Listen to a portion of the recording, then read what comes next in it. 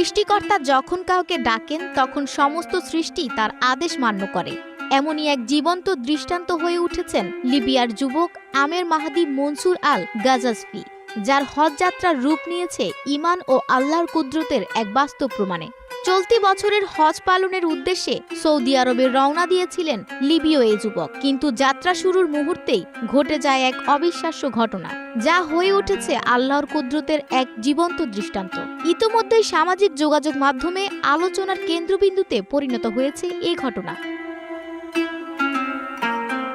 দুদিন আগের ঘটনা, হজ পালনের উদ্দেশ্যে সৌদি আরবগামী একটি ফ্লাইটের শেষ যাত্রী ছিলেন আমের। দুপুর 12টা নির্ধারিত ফ্লাইটের সময় দলবদ্ধভাবে হজযাত্রীরা ট্রিপলি বিমানবন্দরে আসেন এবং বোর্ডিং সম্পন্ন করে বিমানে ওঠেন। কিন্তু শেষ মুহূর্তে আমেরকে জানানো হয় তার পাসপোর্টে একটি নিরাপদ